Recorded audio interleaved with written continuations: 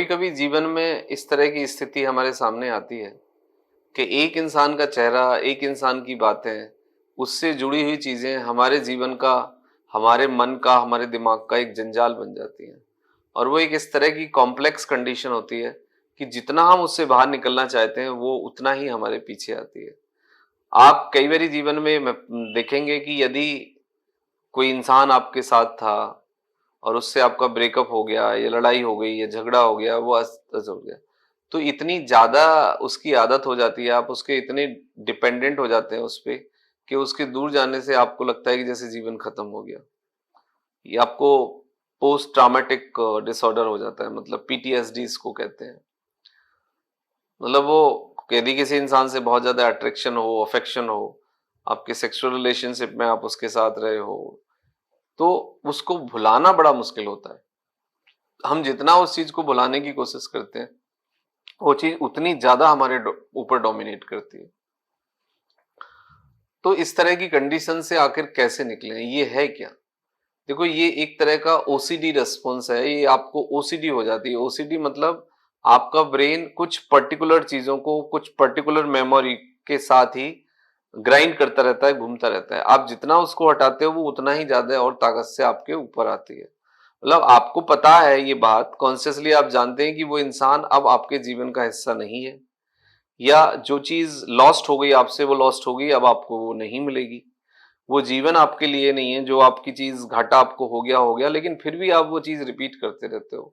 लगातार कंटिन्यूअसली आप एक उस चीज में रहते हो। जैसे कि आपने देखा होगा कि कुछ मिस हैपनिंग हो जाती है तो बहुत सारे लोगों को नींद नहीं आती, बहुत सारे लोग को सामने वही पिक्चर चलती रहती है, वही पिक्चर चलती रहती है। फिर लोग वो डॉक्टर के पास आते हैं तो डॉक्टर कुछ ऐसा सा टाइप मेडिसिन या सोने की दवाई या कुछ मतलब डाइवर्जन हो जाता है उनसे, ओसीडी या डिप्रेशन को मैनेज करने वाली दवाई दे देते हैं, तो उससे थोड़ा बहुत फायदा भी होता है। तो ये एक कंडीशनल ओसीडी होती है कि जिसमें हर समय दिमाग में एक ही इंसान घूमता रहता है, उसी के विचार, उसी की यादें, उसके साथ अच्छे बुरे जो पल थे, मोमेंट, वो सब हमें याद आते रहते हैं। और हम ना बहुत ज्यादा एक ऑब्सेस हो जाते हैं और ये साइकिल एक रिपीटेड साइकिल बन जाती है। तो आखिर इसको काउंटर कैसे करना है, इससे कैसे बाहर निकलना है? देखो क्या होता है, एक नेगेटिव फीडबैक मैकेनिज्म होता है, नेगेटिव सप्रेसिव रेस्पॉन्स होता है कि आप जिस चीज को जितना आप दबाने की कोशिश करेंगे वो उतनी ही ताकत से आपके ऊपर आएगी।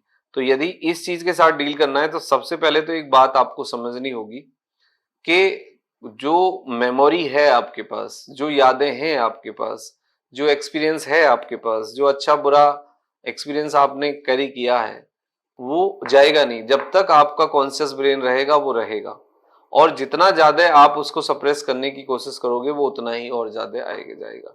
तो मेरा मानना यह है कि अच्छी और बुरी यादों में ना बहुत ज्यादा आप सौतेला व्यवहार मत करिए कि एक याद रहनी चाहिए, एक याद नहीं रहनी चाहिए। देखो, ऐसा आप नहीं कर सकते। यदि हम ऐसा कर पाते तो शायद फिर हम सुप्रीम इंसान बन जाते और फिर हम कुछ भी कर लेते। लेकिन कोई भी कंप्लीट नहीं है। हाँ, कुछ चीजें हैं जिनको आप यदि उनको प्रैक्टिस करना छोड़ दोगे, रिकॉल करना छोड़ दोगे, आप किसी दूसरी चीज में बिजी हो जाओगे, डिसिप्लिन से आप दिमाग से, शरीर से आपको बिजी रखोगे, तो धीरे धीरे वो चीजें चली जाएंगी। मतलब कहने का मतलब ये है कि आप जिस जुनून से, जिस पैशन से, जितना पॉजिटिवली टाइम एनर्जी आपने दिया, अब उतना ही पॉजिटिव एनर्जी, टाइम, जुनून, रेस्पॉन्स आपको किसी दूसरी चीज को देना होगा। मतलब एक आदत को छुटाने के लिए आपको एक दूसरी नई आदत डेवलप करनी होगी, तो फिर आप नॉर्मल हो जाएंगे। जैसे आप कुछ खेलना शुरू कर दें, कुछ खेलना शुरू करने के साथ साथ कुछ पॉजिटिव एंगेजमेंट तलाशें, कुछ माइंडफुलनेस करें, कोई नई किताब पढ़ें, कोई नया चैलेंज पाल लें, कोई नया कोर्स कर लें, कोई नई पढ़ाई कर लें, कोई नया काम करना शुरू करें, कोई नया सपोर्टिव ग्रुप ज्वाइन कर लें। और जो यादें थी, जो चीज थी, उसको आप अपने साथ रखिए, उससे लड़िए मत, उसके साथ लड़ाई मत करिए, उसके साथ झगड़ा मत करिए। तो फिर इन चीजों को आप अच्छे से डील कर सकते हैं। अब इसको कैसे लिस्टेड करना होगा उसका भी मैं तरीका आपको बताता हूँ। जो भी आपकी चीजें हैं रिपीट हो रही हैं, नेगेटिव हो या पॉजिटिव हो, उनको एक बार लिस्टेड कर लीजिए और उसके बाद देखिए कि उनमें कितना अब पॉजिटिविटी है, कितना मतलब उनमें कितना राइट सब्सटेंस आपको मिल रहा है। जब आप जो सोच रहे हैं उन चीजों को जब आप लिस्टेड करेंगे तो आपको पता लगेगा कि बहुत सारी चीजें बहुत जरूरी नहीं है, बहुत सारा इल्यूजन है, बहुत सारे अननेसेसरी ड्रीम है, प्रैक्टिकल एस्पेक्ट नहीं है, प्रैक्टिकल थॉट नहीं है आपका। तो जैसे आप लिस्टेड करेंगे तो आपको समझ आएगा कि what is the right and what is the wrong, लेकिन उसको आपको डील करना है, उसको आपको मिटाने की, खत्म करने की, डिसॉल्व करने की कोशिश नहीं करनी है। यू हैव टू थिंक, मतलब मेरा कहने का मतलब है ब्रेन एक लाइब्रेरी की तरह है। आप इसमें यदि कुछ चीजें, इंफॉर्मेशन आपने पहले रखी हैं और उस इंफॉर्मेशन से आप परेशान हो, तो दूसरी नई इंफॉर्मेशन रेगुलरली डालिए। जब नई इंफॉर्मेशन रेगुलरली डालेंगे तो पुरानी जो इंफॉर्मेशन है वो धीरे धीरे सबकॉन्शियस ब्रेन में निचले वाले लेवल पे चली जाएंगी और उनका रिपीटेशन कम हो जाएगा। तो तरीका बस वही है, रेगुलर एक्सरसाइज, अच्छी नींद, पॉजिटिव इन्वॉल्वमेंट, नई किताबें पढ़ना, नए कोर्स करना, नए चैलेंज लेना, नए सपोर्टिव ग्रुप बनाना, नए फ्रेंड्स बनाना और नई लाइफ को तलाशना।